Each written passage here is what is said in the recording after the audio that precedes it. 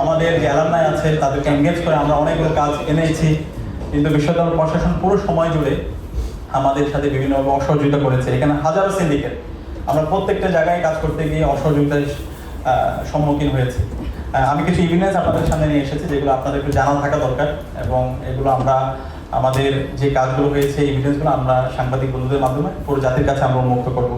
আজকে যে সেশনটা হচ্ছে সাইবার সিকিউরিটি, তা আমরা চাই আমাদের যে জেনারেশনটা আছে তারা তাদের সফট স্কিলের মাধ্যমে তারা নিজেদেরকে আরো স্কিল করবে এবং তারা সারা দুনিয়াকে নেতৃত্ব দেবে। সারা দুনিয়ার যে বিশ্ববিদ্যালয়গুলো আছে, আমাদের পার্শ্ববর্তী যে ভারত আছে তাদের যদি ইউনিভার্সিটিগুলো দেখি, সেই বিশ্ববিদ্যালয়গুলোতে মৌলিক যে সংকটগুলো আছে এগুলো নিয়ে শিক্ষার্থীদের কথা বলতে হয় না। শিক্ষার্থীদের আবাসন সংকট, তাদের পরিবহন সংকট, তাদের স্বাস্থ্য নিরাপত্তা, খাদ্যের নিরাপত্তা, কিছু তাদেরকে গবেষণা পড়াশোনায় তাদেরকে উদ্বুদ্ধ করার জন্য বিশ্ববিদ্যালয়ের উদ্যোগেই সেখানে কাজ করা হয়, এবং সরকার থেকে তাদের এখানে সবচেয়ে বেশি বাজেট দেওয়া হয়, শিক্ষা খাতে সবচেয়ে বেশি তাদের বাজেট দেওয়া হয়, গবেষণায় সবচেয়ে বেশি বাজেট দেওয়া হয়।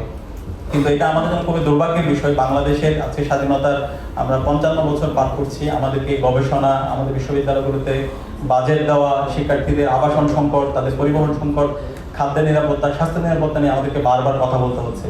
তো আমরা যখন বিশ্ববিদ্যালয় প্রশাসনের কাছে যাই যে কোনো প্রজেক্ট নিয়ে, শিক্ষার্থীদের দাবি দেওয়া নিয়ে, তাদের একটা কমন আনসার আছে, তারা বলতে তাদের কাছে ফান্ড নেই, তারা পারছে না, এইভাবে একটা বিশ্ববিদ্যালয় চলতে পারে না।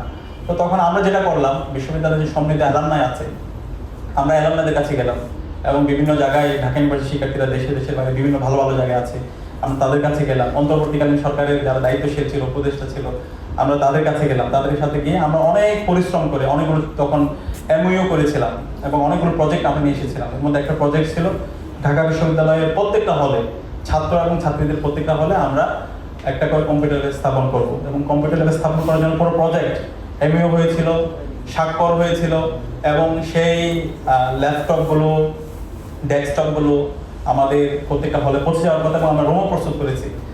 কিন্তু খুবই দুর্ভাগ্যের বিষয়, নির্বাচিত সরকার আসার পরে এই প্রজেক্টগুলো বাতিল করে দেওয়া হয়েছে।